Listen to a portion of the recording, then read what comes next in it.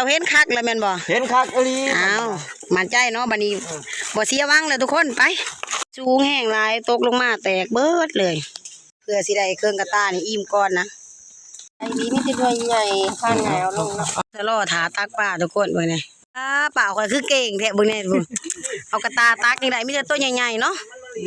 เอามืองุ้มเอาก็ได้บัดนี้รวมได้หลายบ่ได้ฮะปลาทุกคนเบิ่งแน่พุ่นมีแต่ตัวใหญ่ๆไป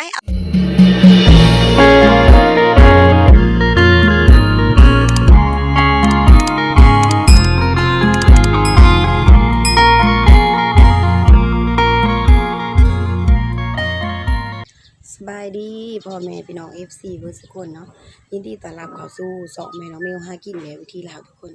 มาพอกับแม่น้องมิวมื้อนี้ก็สิพาทุกคนขึ้นป่ายแล้วทุกคนแม่น้องมิวสิไปเอาหมากไม้หรือว่ากินข้าวปลากับทีมงานของเฮาทุกคนเนาะมีไผนี่รอลุ้นนำกันรอเบอร์นำกันจักหน่อยทีมงานเฮามาเหาะแล้วทุกคนเบิ่งเนี่ยเต็มรถเลยไปปลาอ้อยก็ไปพุ่นพุ่นเพื่อสิเบิดตระกูลหนึ่งผลผ่านท้องกันไปแร่บรรดาไปสอบเนาะยังจะบริเวณจะด้านนอนพี่รวมทับเตยเนาะอันนี้เดี๋ยวคนไปจะคืออะไรบุเคยจะคือเอาสิลองเบิ่งอยากไปกินข้าวปลาน้ำหมูอยากไปเก็บออกไปเบิ่งนะทุกคนสิลองประเดี๋ยวไม่อ่อยนี่ย่างตาบานให้ขาแตกเอารอลุ้นน้ำกันอากินข้าวปลาบันนี้เนาะคุณใส่กระสอบมาแล้วก็มัดปลาวันนี้เช้าได้สิบ่เมื่อยดอกวันนี้เนาะมีแผดประจำโตไปนำเลยมีแต่ยาดมเด้อโอ้วันนี้เดี๋ยวไปห่วมกับคนดังเนาะนี่สบายดีโอ้เบิดผัวเบิดเมียเลยทุกคนวันนี้มีแต่ญาติพี่น้องทีมงานคนหากินนะคืนประจำแต่ละปีต้นตำแหน่งเจ้ามาเป็นงูนอยู่มื้อนี้หาซ้ำที่คืนสุกคักบ่แล้วแม่นตัวเฮาเอาปีนั้นหาทุกคนเบิ่งนี่มีแต่ทีมงานคนหากินเบิดตระกูลเลยพุ่นมีแต่ญาติพี่น้องกันทั้งสิ้นเลยนะนี่เบิ่งแน่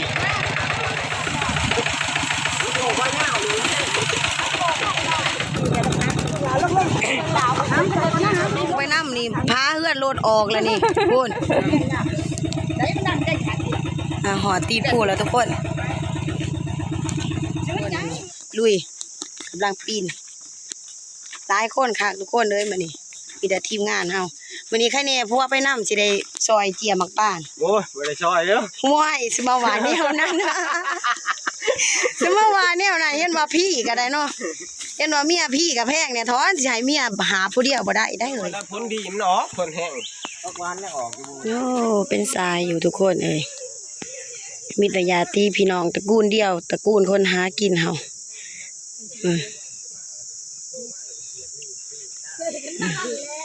ทานเที่ยงกับเมียเนาะบ่อ้อยสาวภูรดาโอนให้อุ้มบ่ให้ป้าอุ้มบ่นี่หน่อยเนาะมาเอาหมักเดือไก่มาเอาหมักเดือไก่มือน่ะยังบ่หลาบเนาะมากินน้ำแล้วผู้นึงก็จะได้มีแห้งบ่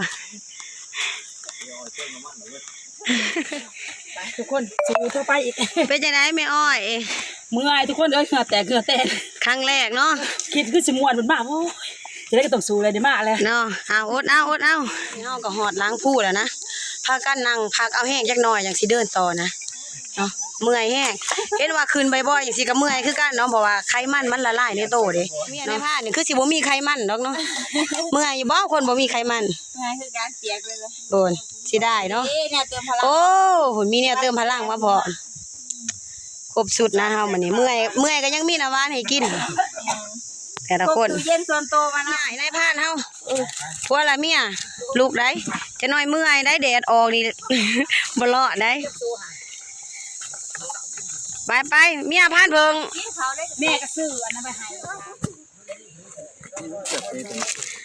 คือดูเตแถเนาะโอ้เป็นพักอันนี้คือคนพอดีโลหนึ่งนะทุกคน2พอดีทุกคนเลยพอดีโลคนนี่ก็ข้อนะน้ำโหบ่ท่านใดเอาไม่คาดไปหาบแล้วบ่นี่เตรียมแล้วเนาะทีมงานเอาทุกคนพอดีโลหนึ่ง ม่วนมานี่เนาะไปเบิ่งน้ำกันสิมาหรือบ่มักใหม่รอเบิ่งน้ำกันทุกคนมาแต่ว่าห่าง10ดาวมักใหม่จักสุกเบิดจักบ่เนาะแต่มื้อนั้นแม่น้องมิวไปกับสาวดานี่เห็นอยู่ทุกคนเนาะไปเบิ่งฮอดด้านมีนแล้วเนาะอุดิ9:30นทุกคนเช้ามีแห้งอ่อนเนาะแป๊บหนึงแล้วก็สิพากันไปเบิ่งต้นมะปรางอยู่หอคาแดงที่เฮาเห็นไว้กับสาวดามื้อนั้นนะไปคนเฮาสิพากันขึ้นล้างด้านบ่อนเก่าบ่อนที่เฮาไปมื้อนั้นเนาะทุกคนกระตงกระตากระเตรียมพร้อมเนาะเฮาสิลาบหมูแดงนำได้บ่นี่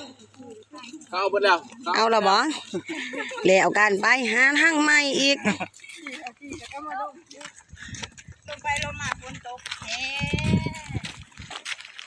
เหาะแล้วทุกคนนี่ต้นมะปรางที่แม่น้องมิวเห็นกับสาวดามื้อนั้นเขาห่านเอาบางยานี่เลยนี่ใหม่ๆเลยนี่ลงมาใหม่ๆเลยนี่นะนี่ในงามันมาบ่ทันซ้ำนี่โอนเขาเจ้าห่านบางยานี่เลยใหม่ๆสดๆต้นนี้หวานแห้งเลยจะได้ครับมาสาเนาะเขามาสวยโพดเนาะอันนี้มันข้างอยู่ง่ายนึงเขาเจ้าห่านโอ้สมาห่านเนาะปีนาบ่มาแล้วปีนานี่บ่มากแล้วปีนานี่แม่นมันนี่ขึ้นสั้นแล้วก็เอากระตองแบบดึงเอาเป็นหน่วยเนาะขึ้นไปเอาลงมาแต่ละปีมาเอากับเพิ่นได้เป็นคนขึ้นเอาโอนไปใส่บัดนี้บ่เอามากินมาซิมพอมีแห้งโอ้ปุ่นยิ้มเลยเหลือหมูเอาลงมาพอได้ซิมก่อนยุ่มใส่บานเลยเก็บจนเบิดเนาะข้าแม่นั่นสั่นนั่นสิย่างอยู่นี่หวังก็แล้วมันเน่าเด้มือเอามาหันเรืองท่วมเรืองเก็บขี่เก่าทุกคนพอได้อมไปน้ำทางเนาะเฮา15ต้นใหม่อีกต้นนี้เขาเจ้าห่านลงโจดเบิดนะตอนมามื้อนั้นแม่น้องมิวเบิ่งกับสาวดานี่โอ้คิดว่าเอาบ่เบิดแหละต้นเดียวจุดประสงค์หลักๆก็คือมาเอาอยู่ต้นนี้นะแต่ว่ามื้อนี้บ่ได้แหละเฮาสิไปเบิ่งต้นใหม่อีกทุกคนไปเอาได้พูนละหน่วย2หน่วยพอได้นางอมเนาะพุ่นเฮียนสลุดสละอยู่แต่ละคนนี่ได้พออมอยู่ติว่าแล้วมีตัวได้พวกอมอยู่กันเข้ามาพูนละหน่วย2หน่วยอมอยู่มูนพูนละหน่วย2หน่วยหวานเรียทุกคนหวานจนบ่ได้กระยิบตาเลยเสียดายเขาจะเอาก่อนแหบคอหวานจนเห็ดข้อเบยยับย่ายไปหาบอลใหม่อีกออกจากต้นนั่นเลยสิไปเลาะเบิ่งต้นใหม่นะทุกคนเนาะสิมีหรือบ่เบิ่งน้ำกันทุกคนเพราะว่าต้นนี้บ่ทันเขาแล้วนะไปแนวใดบัดนี้จุดประสงค์เจ้าเห็นคักแล้วแม่นบ่เห็นคักอลีอ้าวมั่นใจเนาะบัดนี้บ่เสียวังเลยทุกคนไปในผ่านเพิ่นเห็นไว้เรียบร้อยแล้วนะบัดนี้ทำสิถือเพิ่นว่าป้ามันสิเว้าบ่เพิ่นได้แซ่บ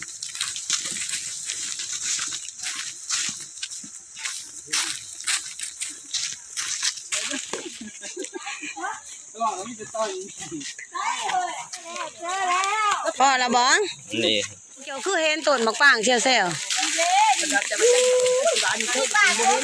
บ่จักสมจักหวานเนาะเผื่อท่านได้ลองเบิ่งได้ยินแต่เพิ่นว่าลายแต่แม่น้องมิวบ่ทันเห็นหดมะปรางพ่อหน่วยตอนนี้นายพานเพิ่นสิขึ้นมานี่พอแล้วทุกคนต้นบักใหญ่มันแต่ว่ามันมีเครือขึ้นน้ำอยู่นะนี่มันมีเครือขึ้นสบายอยู่นี่เพิ่นสิเอากระตาบ่ขึ้นหรือสิเอากระถางเอากระถางหรือกระตาขึ้นโอ้เฮาสิขึ้นไปบิดเอาอยู่เทิงเนาะมันจะได้สุกเต็มที่มันจะชุ่มเด้อ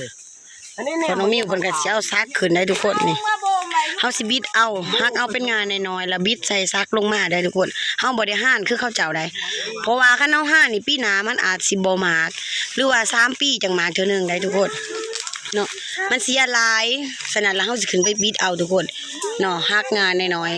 ๆโถสูง สูงแห้งแต่ว่ายังดีที่ว่ามันมีเครือได้ทุกคนนี่มันมีเครือขึ้นไปเนาะพุ่นเป็นงูนเลยอยู่เถิงพุ่นป้อทุก ไปเขาคืนนี่แล้วเขาก็คืนน้ำโตเบิ้งต้นแล้วก็คืนเบิ้งนั่นนี่ก่อนจะเล่น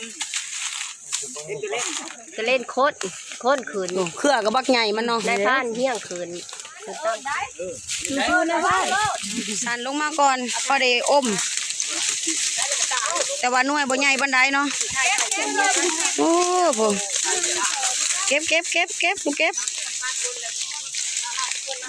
หวานบ่เฮ้ย วันนี้ หวานอยู่แต่สิได้มันหน่วยน้อยเนาะสิได้มันหน่วยน้อยเนาะสูงแห้งหลายตกลงมาแตกเบิดเลยนี่เพื่อสิได้เครื่องกระตานี่อิ่มก่อนนะแม่นี่ว่าเขาว่ากินตลอดเลยลงมาอีกแล้วหวาน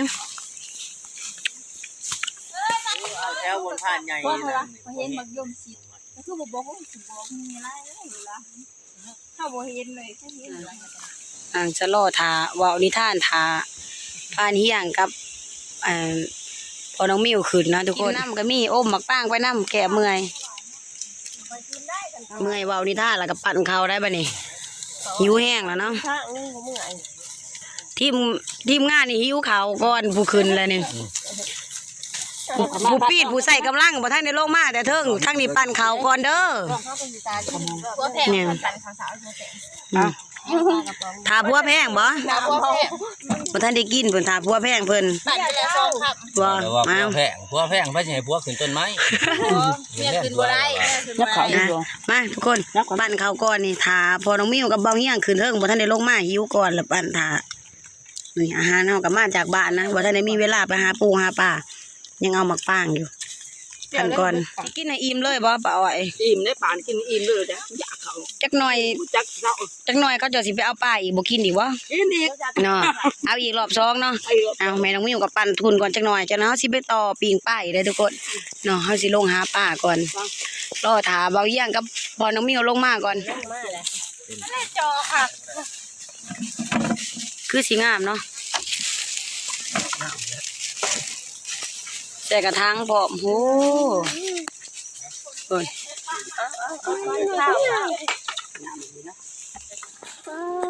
สำทังหน่อยเลย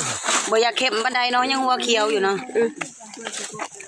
เอา มีแต่งามๆเนาะทุกคนตัวเนาะบ่มีแตกจักลูกเลยนะเพราะว่าเพิ่นขึ้นใส่กระทุงลงมาเนี่ยแต่หัวยังจะเขียวหน่อยหนึงนี่แต่บ่ทันเข็มปานใดแต่ก็หวานอยู่ต้นนี่ก็พอน้องมีว่าลงมาอีกแล้วกระตาหนึง เอ้าโอ้ยทั้งมาโอ้ยทั้งปากทงกับสียาเพื่อนในผ่านเลย คือบ่ได้เต็มโทงเฮ้ยเลยบ่เฮ้ย นี่จะด้วยใหญ่ข้างหนาวลงเนาะบ่เต็มหมดทางเนาะไอ้หมอเฮียงเต็มได้หมอเฮีย โอ้ยขึ้นไป สิหลายเนาะ พันเฮียเพิ่นลงขึ้นแล้ว ของพันเฮียงกับพอน้องมิวก่อน บ่ไอ้ท่าน กินหลายเด้อขี้เหียน้ำทางเด้อ มีนายก็มีรู้ยาดอก ขี่บ่ออกนี่นายมันดิ โอ้โห เศร้าได้จะท กินแบบ เขาเป็นคืนเลยเขาคอยยิง เดี๋ยวไปเป็นเปล่านึงต้องจะขี่ออกเบิด เบิ่งพูน มัน โหดว่าปัวข่อย มันละลายอยู่ที่เนาะ คนเก็บเลยก็เก็บ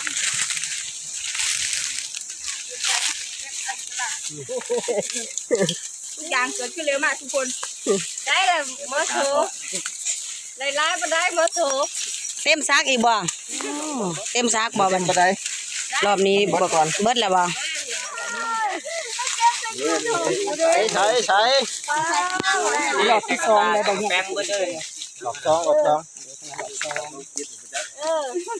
อเคอ่ะ ได้ของข้าเฮียงบาดนี้ของข้าเฮียงเป็นทางอื่น บ่รู้อัก เอาเลยคือกันกับเมียหมอนี่ นี่น้องไผ่เด้อน้องไผ่น้องไผ่กินข้าวงูกับบ้านลุงเครียดแล้วบัดนี้ น้องไผ่มันบ่ดีบ่ได้น้องไผ่ฮะ บ่ดีสิว่าบักป้านคือต้นเดียวก็ว่าสมนี่แหละว่าควบบักกองพัวเพิ่นว่าหวาน หวานเบิดตรงไป โอ้ยคือกันน่ะแล้วบักป้านคือกัน เครื่องทางเนาะไปกันไปหากินข้าวกินน้ำก่อนบัดนี้ กินก่อนที่เขา เอาถอนใส่กันบัดนี้ เอา ถอนใส่กัน ใช้ได้ทงหนึ่งใช้ของจานโซ่ใช่ ถอนกันเด้ โอ้ทองใช่นี่ นี่บ่ของพัน โอ้คือบ่แบ่งออก ของเฮามีแตะกี้เด้แล้วของเฮาโอ้ยแม่นหาสิเอาซุ่มสิอยู่หมาคือโต นี่แหละลูก ยังยัง เกตเอบ วก บอก หรือว่าละเว้ย แบ่งกันถือบัดนี้แบ่งกันถือเอาว่าถือบ่ได้แล้วเนาะเต็มทางผู้เดียว ออกมามันเละเบิดเลยแหละ เสียสีน้ำยังกระตาหมุนดิ เอ้า เกียร์ คอยได้ก็สิเจียลง เจ้าเกียร์ตัวหลายๆกูมูเจ้า เอาทั้งน้อยที่เฮ้ยใส่ กูหน่อยนี่ก็ได้เอาใส่เปรตตัวนี้ ฮะ ต่อสกูหน่อย ทางที่ล่ะเพื่อสิกดได้ เอาลง บ่ไปเอาอีกว่าสิกดใหม่ พอแล้วบักใหม่นี่ บ่บ่เลยบ่ได้น้ำบ่ได้มันนะ วันนี้เฮาสิพากันมาหากินข้าวกินน้ำอยู่ห้องพุ่นแหละทุกคนบ่ได้ที่มีน้ำล้างมือล้างตีนพุ่นแหละเนาะไปก็สิมีว่างน้ำอยู่บ่แนวนี่รอลงไปตามนี่บ่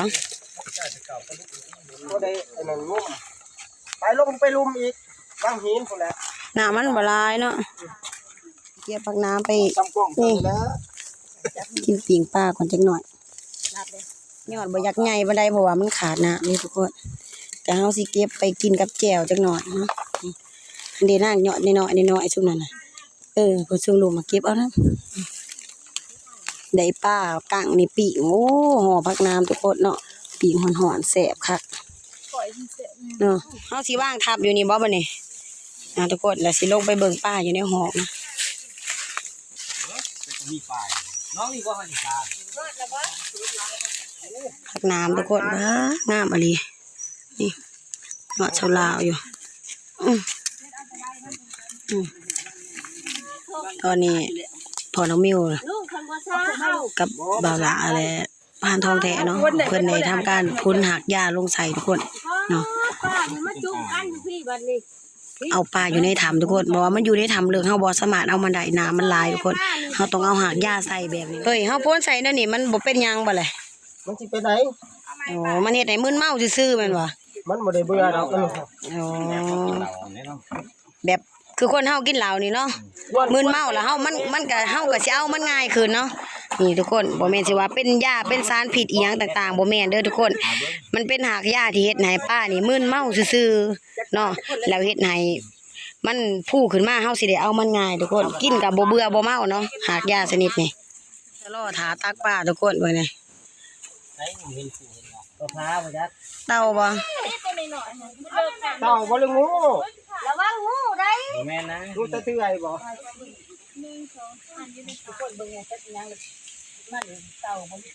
ามันแท้แหละลุงระวังได้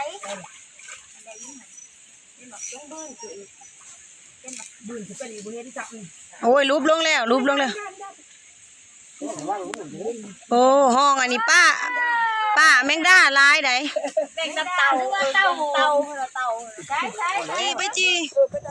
จีแล้วตามใส่หม้อน้อยหั่นใส่แจวเฮาเอามาหั่น ตามเจแบ่งได้ก่อนมาเลย โอ้ได้แมงดาแล้วบัดนี้ แบ่งได้เลย มันขึ้นมาน้ำเลยได้นี่มันงอมพุ่นเดี๋ยวปล่อยเอากระตาตักเอาเลยเดี๋ยวตัวใหญ่ๆเลยเด้อฮะ ทุกคนตอนนี้กำลังตักตัวปลาเนาะ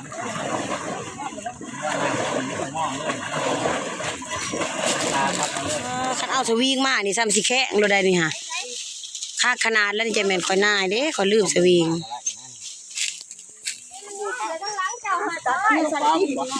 เฮาลองขึ้นแต่น้ำก่อน เอาเท้ามาเลยทั้งแต่ป้า ตัวบ่ใหญ่เด้อเงาะ1นึง ได้ได้เลยค่ะงอมแล้ว นี่ตัวใหญ่ บ่ได้เพิ่งได้บ่ต้องมันด จะพ้นทำได้ หุ่มอยู่แจ้ตัวหน้าก็มีแต่ตัวใหญ่ๆบ่อ้อย บ้าพี่ป้าอ้อยป้าอ้อยพี่ป้าอ้อยพี่เปล่าก็คือเก่งแท้เบิ่งแน่พุ่นเอากระตาตักจังได๋มีแต่ตัวใหญ่ๆเนาะ เนี่ยมีแต่ปลาซิวเอาตัวใหญ่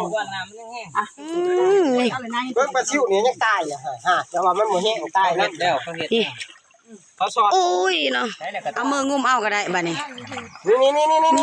ล้างกระท่องนี่ใส่ร้ายก็จมหมดเลย ได้แล้วทุกคนเบิ่งแน่นี่โอ้ยบ่ได้ตายได้แต่ว่ามันเหี่ยวซื่อๆนะ ไหน ดิ จะตำเจียว นี่ปลากังดีดแล้วนี่ได้แล้วนี่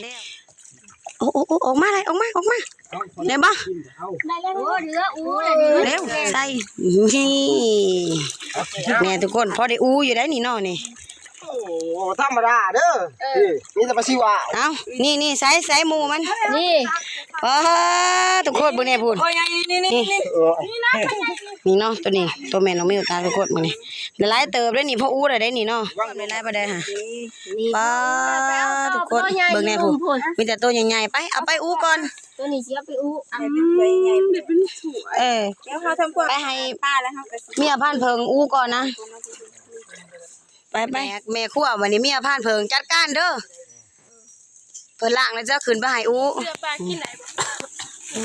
มึงไง เอาไปเฮ็ดหยังล่ะเกลือมา อู้เสร็จกันเลยเนาะผักหน่อผักน้ำก็ได้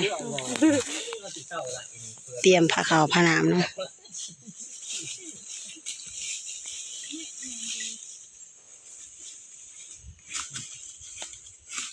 ปลาเป็นเนี่ยมันก็บ่ใส่หนักมันออกไปตัวปลาก็บ่ยังเนาะ นี่อู้ ชั่วหอมกลุ่มเลยนะป้าโถ เต็มถ้วยกินถ้วยเดียวกันนะถ้วยปลาแดกนะ หลายมือเด้อเนาะ ถ้วยนึงอะไรพาที่ย่างมาเด้อบอกละลายจนกระเพาะละขุน มาทุกคนวันนี้กินข้าวน้ำกันนี่รอบสองได้นี่แม่น้องมิวนี่ทุกคนกินข้าวบัดนี้ ขอมาได้โซ อูปลาเฮา แบ่งยามกินเขา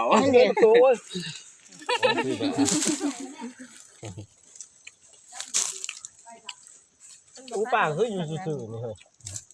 กินหมูพริกน้ำติ้มอย่างเผ็ด แบ่งไว้อีกที่ถ้วยนี่ตอนป้าอะไร มันช่างผมนี่จะพักงาม กินผักก็ว่าวิตามิน ยังไงนี่เบิ้ง อ้วกมัม มัมยังไง ที่หญ้ากิน ลูกมัมห้ำเหล่ เลยปลาดุก บ่ นี่แหละปลาดุก ตัวใหญ่มา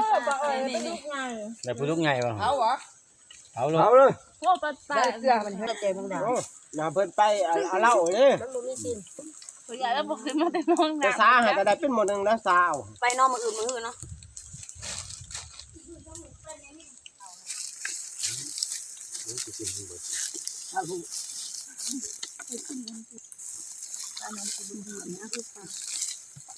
คนอื่นออกเบิดแล้วยังแต่เคยใหม่ไผ่ใหม่นี่ขึ้นเยอะขนาด กูเผากะเพราเอาป้าให้เมียแพงเพิ่นตอนนี้แม่น้องมิวอิ่มเรียบร้อยแล้วนะทุกคนยังแต่พวกเพิ่นยังบ่ทันได้พากันอิ่มอยู่แม่น้องมิวกินแน่แล้วนะเพราะว่า2เทื่อกินนะ 4 โมง วันนี้แต่ละเทื่อก็พากินมานี่บ่ายโมงก็ตัดแล้ว บอกเคยรับแม่บอกว่า4-5 มื้อ ยังไม่เช้า ไปหมู่เฮาบัดนี้ ป้าบ่หันน่ะ กินข้าวกินน้ำแล้วยับใหญ่โกโฮมยับใหญ่สายสวย เก็บเอาอุปกรณ์กระตุกน้ำกระตุกในแม่ครัว เก็บเบิดแล้วบ่เครื่องครัวเจ้าไปทุกคนบัดนี้หลังจากที่เฮากินข้าวกินน้ำเรียบร้อยเฮาก็สิได้ยับใหญ่กลับบ้านเครื่องมือเฮือนเมื่อซ่านเฮาทุกคนมันสิใกล้ต้นมักป้างแล้วบ่เฮ้ย การทงเด้ บ่แม่นย่างเขาไปแล้วเขาลากเอาไปแล้วบ่ เจ้าไผเมื่อยเจ้าก็เปลี่ยนกัน4 คนเจ้า5 คนเจ้าเนาะ ลูกขนาดน่ะเอาคนน้อยก็หมู่บัดลูกบ่ได้ถืออันใหญ่ตัวเคยลูกล้ำเฮามีแข่ง ลูกน้อยอันนี้ท้องใหญ่เด้อ โอ้นางพักพรกับบันล่อรถเมย์เนาะ บันล่อคิวรถเนาะเฮ้ยคนเลี้ยนใส่ลายเลยบ่นั่งกับเขาจัดว่างใหายเรียบร้อยเลยเบิ่งแน่คนพี่ก็มียาวเหยียดล่อรถเมย์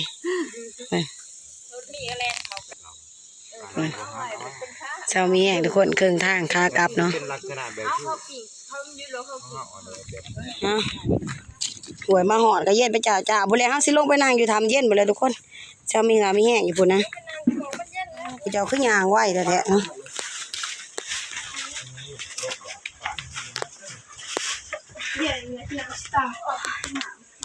ขึ้นยางไว้แต่บ่จะพัวเมีย เบิร์ดละบ่ เก่งอะลีเนาะ ไม่มีแต่น้ำลาย ปากเศร้าเอาแห้งลงต่อจักหน่อยนะทุกคนเมื่อยบ่พันทอง เมื่อยขนาดไอ้แดดแต่ว่ามีเตาแก่อยู่ เนาะเมื่อยก็สู้ไว้อยู่ดอกนายพรานแต่ผู้ตีผู้ไผใหม่ตีผุ่นเป็นจังได๋ไผใหม่นี่เอาเดินต่อมาหอดทำเย็นพอดี2 โมงกว่าๆเลยนะโอ้ยทางลงก็ได้สั้นจิ้มปิ่มอยู่ เด็กเอาอ่อนเด็กบ่ดีเด็กดีอยู่บ่ ปลาจะมันเป็นกระดาน ฮะ ป้าเจ้าคือใครเนี่ยเขาถาม เด็กดีอยู่บ่โลกผู้ไปไป มันแข็งเลยเนาะเฮ้ยเขาเสียบเนาะเขากระ เวลา ทำ สิเมื่อก็เมื่อยเจ้าเนาะคือสิเมื่อยค่ะ แล้วเมื่อหากินน้ำเย็นๆน่ะ เฮ็ดอำปามก่อนหมู่เลยเนาะไปขึ้นรถขึ้นล่างเฮาบัดนี้ แล้วเนี่ยพี่เขาบอก งูแท้นี่มีแต่ตัวใหญ่ๆด้วยกันเนาะ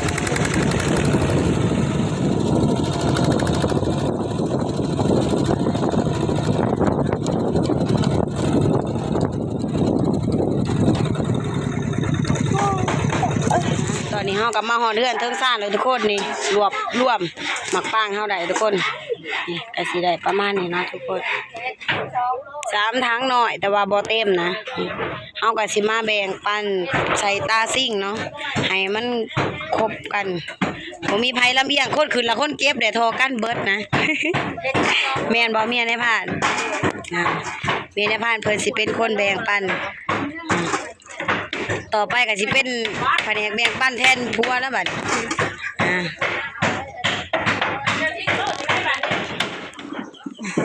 ได้คนละโลบ่